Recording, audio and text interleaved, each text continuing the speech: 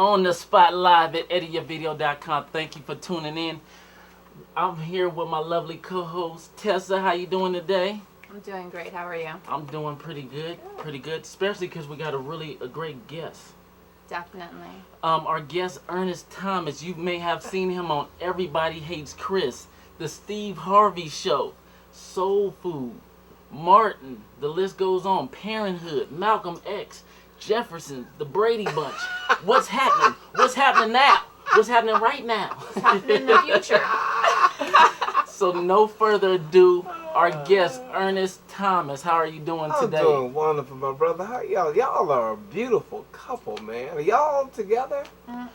Yeah, we're actually together on this show here. Oh, but not as a couple, not married, not engaged. Y'all look good together. Well, we fight sometimes like we married. So he try and get bossy and all. Does he say, okay. You see that? Well, Ernest, I'm trying to be like you. You got my pimp my TV. No, my pimp. My pimp TV. So I'm just trying to be like you, Ernie.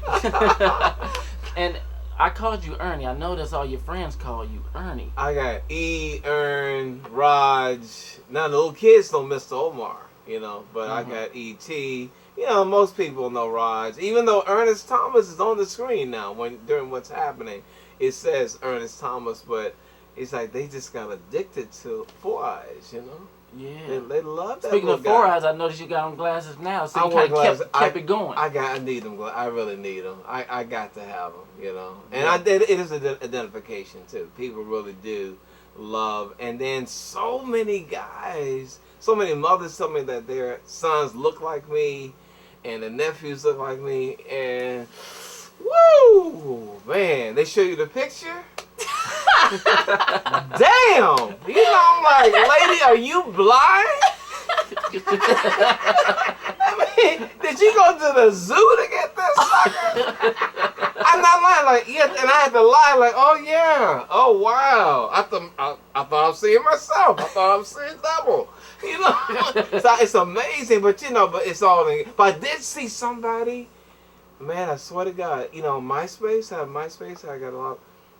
And one guy became my friend. He says he signs autographs because people will not accept that he's not. He looks identical.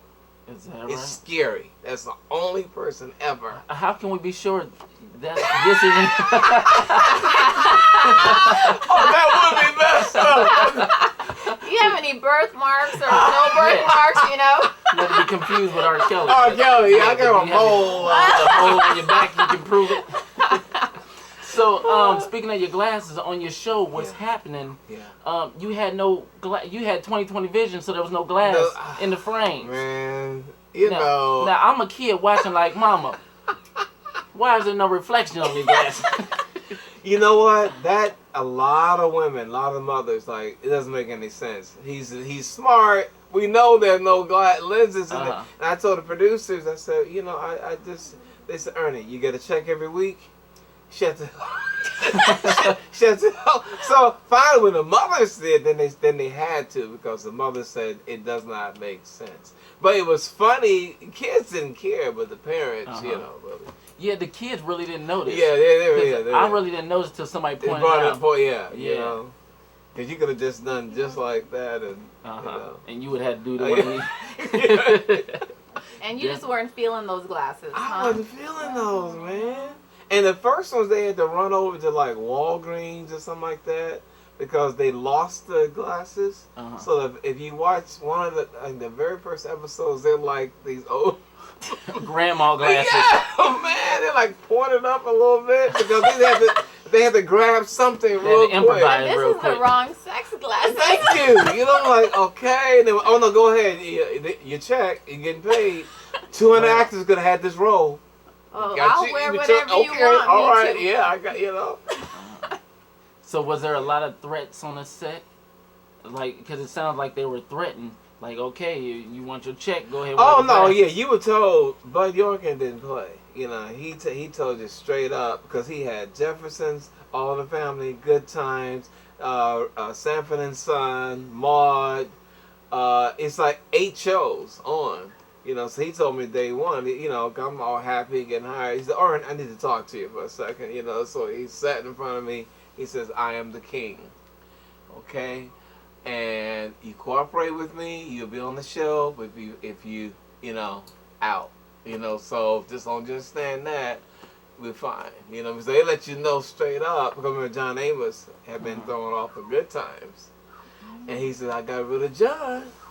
I'll get rid of you. I went, okay. So was it like they didn't want you guys giving input at all, or? They didn't mind input. They didn't want you to, if it's something really drastic, you know what I mean? Like you want to change, like because on Good Times, you know, Jimmy Walker became the star. He wasn't supposed to be. He was really going to be just the family, and Eddie really was the mother. Who they basically, she was on Maude. And then a spinoff from Maude, they gave her her show. So all of a sudden, Jimmy Walker becomes the breakout star. Like with Family Matters, it was Urkel, but that wasn't supposed to be his show. It was supposed to be the mother on there too. So do you think Urkel was like a modern day Roger?